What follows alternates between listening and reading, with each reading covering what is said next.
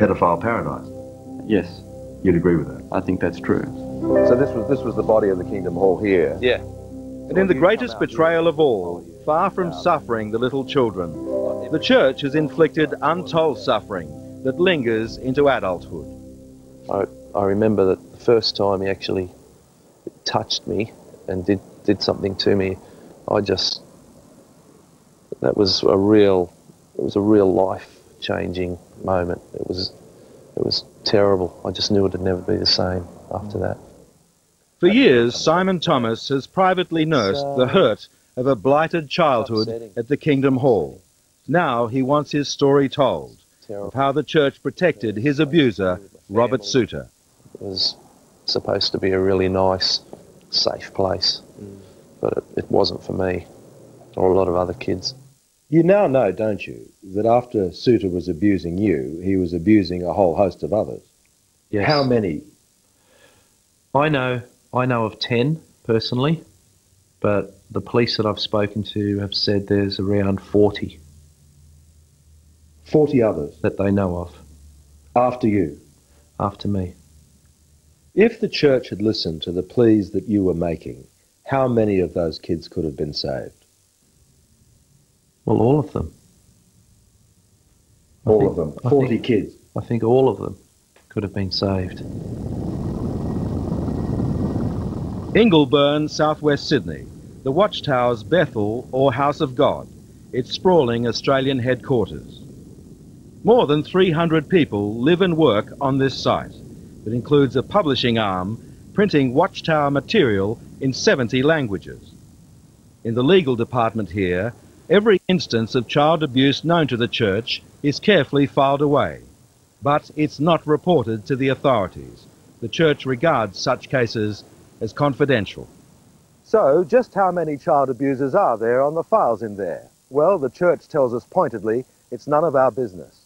But at every turn in this investigation, we came across victims unwilling to speak out, not because of their abusers, but because of the church, fearful of losing their friends, even their families. The church calls it keeping the congregation clean, not of pedophiles, but of anything that damages the Watchtower's reputation. How do you think you're going to be treated by the church from now on? I don't know. It's yet to be seen. But I would rather say something than to just be quiet and wait any longer. Surprisingly, Simon still counts himself a witness, whereas Natalie Webb has left the church behind, unable to come to terms with the blind eye it turns to her father's depravity. Because my dad wanted me to have sex with animals and have lesbian liaisons and like all these things. And you told them that? Oh yeah. Yeah, they knew. And they said we don't need to know details to make a decision. We're being guided by God. Jehovah, our God of love, we come before your lofty throne and ask that we can be heard by you.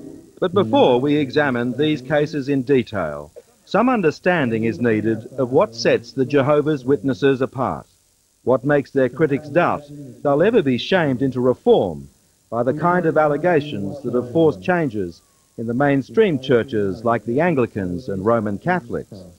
Amen. Is there any chance whatsoever that this organisation can reform itself?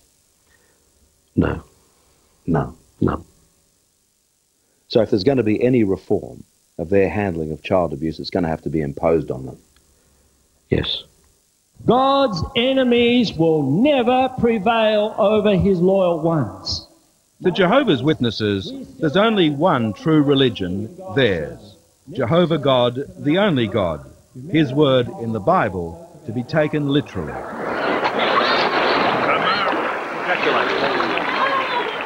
The act of baptism through total immersion symbolises total surrender to Jehovah and his only legitimate authority on earth, the Watchtower Society. Witnesses live in what they call the truth, the rest of us in the world. A world, the church would have it, governed by Satan. If you decide you want to do some of your own thing, well, you can. Be careful, because this world is deceived. It's deceived by the devil. And Satan's temptations abound, even across a crowded room. Jehovah's Witnesses aren't allowed to marry outside the church, a source of much heartache in itself. What were the circumstances that led to you leaving? I attended a son's wedding. Your own son? My own son, yeah. What was wrong with that? Well, he was marrying a young lass who was an Anglican. Now, all other churches are considered as children of the devil. So they said, and I quote from the man who was the branch coordinator at the time, you don't give your children to the Philistines. But the strictures go on. Jehovah's Witnesses can't vote, can't join the military, aren't allowed to celebrate Christmas, even their own birthdays. Birthdays, because they see it as bringing too much attention to a single person. With Christmas, I think everybody understands that a lot of the symbolism associated with Christmas obviously isn't Christian. It's come from other practices from around the world, and they use that as their part of their justification. And most controversial of all, Jehovah's Witnesses can't have blood transfusions, a dictate based on an obscure biblical passage that's cost many thousands of lives worldwide. I was 18 at the time, my brother was 20, he shot himself in the next room. He was shot himself in the head. We rushed in there, he's bleeding from from his ears, his nose, everything. And my first thought, I said to my parents, whatever you do, don't let them give him a blood transfusion. So you'd been brainwashed? I had been brainwashed. That is what I thought, he mustn't have a blood transfusion. Here's my brother dying in front of me. And that was my first thought. Your priority? My priority. How do you feel about that? I'm on the verge of tears now as I think about it. It was just so callous, so, yeah, that's what the religion does. Bad stuff. Bad stuff. Bad stuff. Some of it actually here inside the hall. And then there's the child abuse, all the elements of exploitation, betrayal and cover-up present in the saga of what happened to Simon Thomas. He actually molested you inside the church itself? Inside the Kingdom Hall, yeah. Amazing. It is. Looking back, it was amazing. And equally amazing, Natalie Webb's story. Her father's abuse compounded by the callous indifference of church leaders when it was brought to their attention. You must have been devastated. Well, I tried to take my own life a few weeks later because I couldn't cope with it. So you tried to commit suicide. As a result of that, did you get any help at all from them? I got a counselling session from them saying that it was due to me not forgiving my father, that's why I wasn't coping. Well, I was told that to endure until the end is to be faithful. It demonstrates your faith. And I was also told to leave it to Jehovah, because Jehovah will work it out.